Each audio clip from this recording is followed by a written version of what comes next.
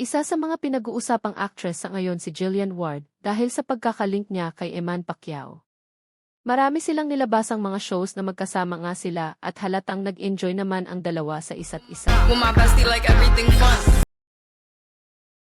Madam-ingang speculations na sila ng dalawa ang nagkatuluyan at ang iba ay pinag-uusapan kung bagay sila kung magpapakasal na nga sila in the future. Sa video na ito ay pag-uusapan natin kung sino si Jillian Ward at paano nga ba siya sumikat. Tara panoorin natin ang video na ito. Si Jillian Ward ay isang kilalang aktres sa Pilipinas na ipinanganak noong ika-23 ng Pebrero, taong 2005 sa Maynila. Bata pa lamang siya ay nakapasok na siya sa mundo ng showbiz. Ayon sa mga panayam, nagsimula siyang lumabas sa mga patalasta sa telebisyon noong halos 2 taong gulang pa lamang siya.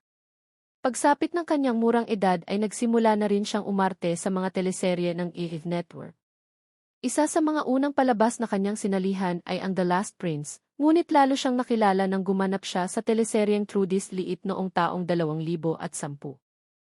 Dahil sa kanyang mahusay na pag-arte bilang batang inaapi, ngunit matatag ang loob, mabilis siyang nakilala bilang isa sa mga pinakasikat na child star ng kanyang henerasyon.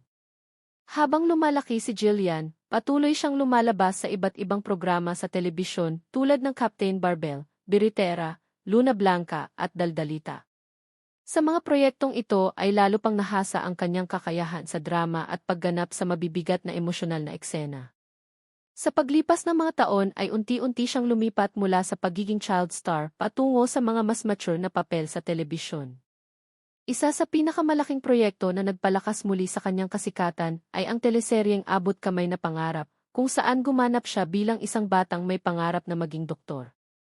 Dahil sa tagumpay ng palabas na ito, mas lalo siyang nakilala ng bagong henerasyon ng mga manonood at tinawag pa siya ng ilan bilang isa sa mga bagong mukha ng mga pangunahing artista ng EF.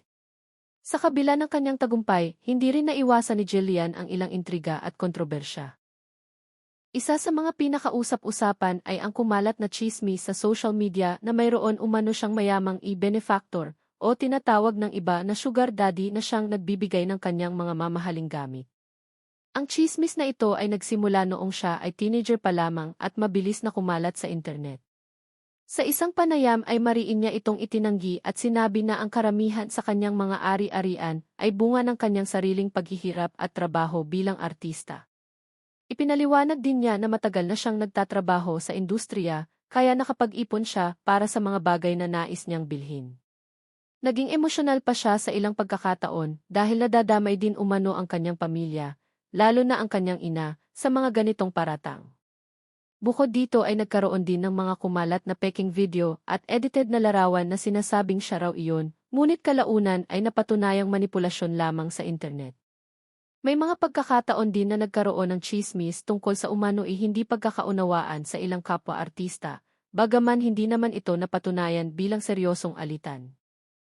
Sa kabila ng mga intriga, patuloy na nananatili si Jillian Ward bilang isa sa mga kilalang batang aktres sa bansa.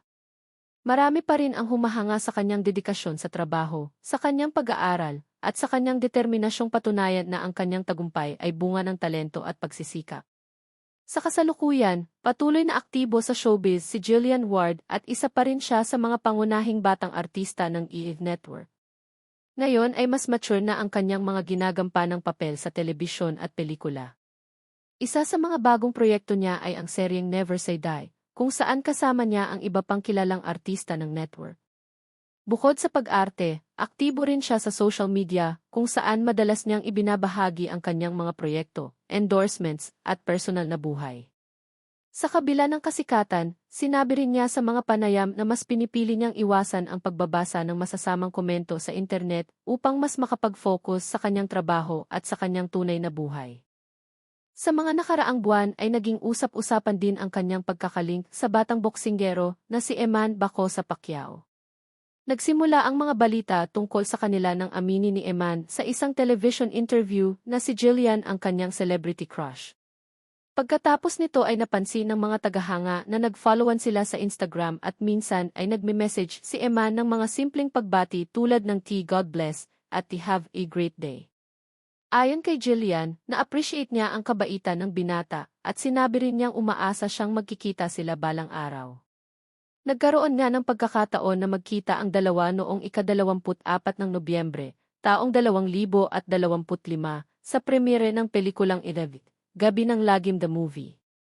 Doon ay nagkaroon sila ng maikling pag-uusap, nagkamayan, at nagyakapan pa habang kinikilig ang mga fans na nakasaksi sa kanilang unang pagkikita. Sinabi ni Eman na masaya ang kanyang puso nang makita ng personal ang aktres na matagal na niyang hinahangaan. Mas lalo pang napansin ng publiko ang kanilang closeness nang dumalo si Jillian sa isa sa mga laban ni Eman sa boxing. Sa social media ay ibinahagi niya ang mga larawan kung saan makikitang pinapanood niya at sinusuportahan ang laban ng boksingero. Tinawag pa niya si Eman bilang isang future world champion at ipinakita ang kanyang suporta sa pamamagitan ng pagsusuot ng jacket na may nakasulat na Team Eman. Silang dalawa na nga kaya talaga? Marami ang nag-iisip at nag-speculate na silang dalawa na talaga dahil palaging magkasama ang dalawa sa mga shows at mga occasions. Pwede din naman na sila na nga at wala namang masama talaga kasi parehas namang single ang dalawa.